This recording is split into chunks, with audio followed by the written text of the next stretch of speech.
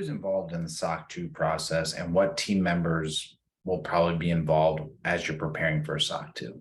So short answer is everybody at the organization, right? Security is everybody's responsibility. So at most, everyone's going to have to probably do security training, right? And make sure they're meeting their security responsibilities as an employee. So that's number one. Everyone has to be on board at the organization.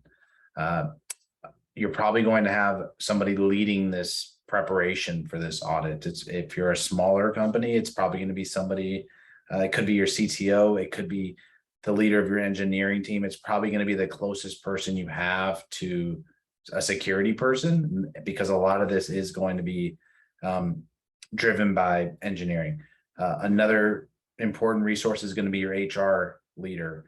There's a lot of entity level controls around policies, getting policy sign-offs, performing background checks, doing onboarding, doing offboarding, security training, performance reviews potentially. So there's a lot of HR/entity level controls. You possibly could have your legal team involved. There's going to be potential for updating contracts, reviewing vendors, especially if you have privacy included in your SOC 2. Legal could play a very important role in this process. I think another important piece is leadership. The best and most successful audits I've ever been on have always had leadership buy-in, leadership sponsorship. They viewed the SOC 2 as a resource for building a strong security program, or at least building the baseline for a strong security program, and not just a check the box exercise. So you need that leadership team involvement. You need to have their buy-in so that they can get the rest of the organization involved, rest of the organization on board, make sure that the teams are going to work together to prepare for this audit. Another piece of the organization that might be involved is your CEO, in terms of risk management, or your risk management team or committee that you might have. So this might be a team of individuals, the leaders from departments, and they all have to perform risk management for their specific department. So risk management is a very important piece. And so you have to have the leaders from each department probably involved in doing their due diligence and performing these risk assessments. As far as how long it's going to take, I think if you're a small organization and you're looking for a type 1, I would say it's probably going to take on average, 4 to 6 months to prepare for a type 1 audit. It just depends on the priority you're placing on the audit. And it depends on, the other priorities that you have going on currently at your organization. If you're trying to prepare for a type 2 audit, sometimes that takes even a little bit longer.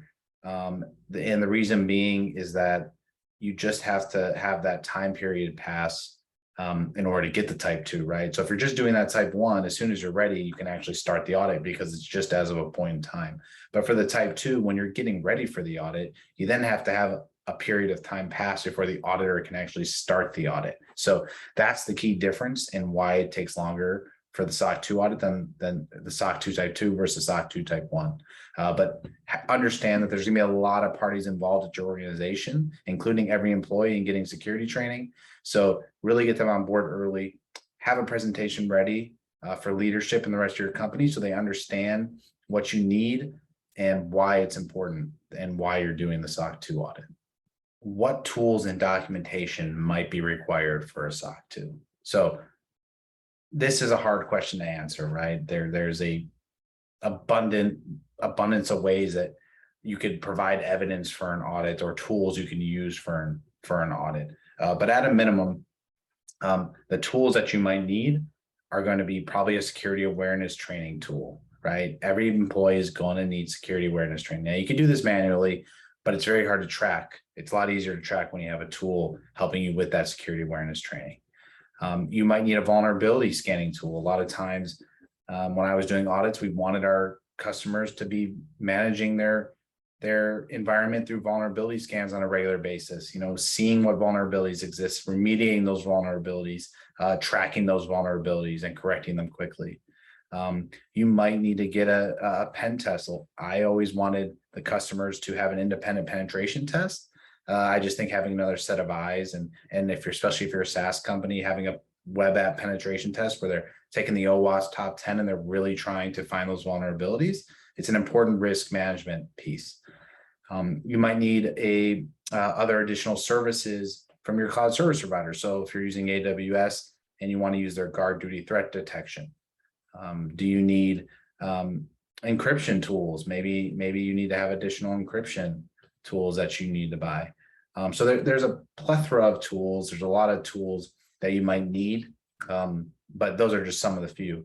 And then documentation wise, when you're preparing, you need to be able to have evidence to support every single control for your audit. Your SOC 2 auditor is going to want to see evidence for every control, especially if you're doing a type 2 and you're doing that operating effectiveness over time. You're going to need evidence over a period of time for certain controls.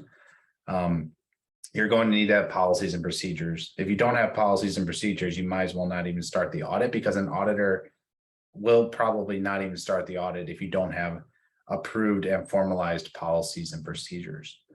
You're going to need to have a system description. That's a piece of documentation that people don't think about. So in your SOC 2, you need to, when you do your first SOC 2 audit, you need to write a system description. It describes your environment. It describes your company. It describes the infrastructure, the software, the people, the processes in place. And your auditor is actually going to audit that system description to make sure it's complete and accurate. If it's not, then they can actually call out an exception for that.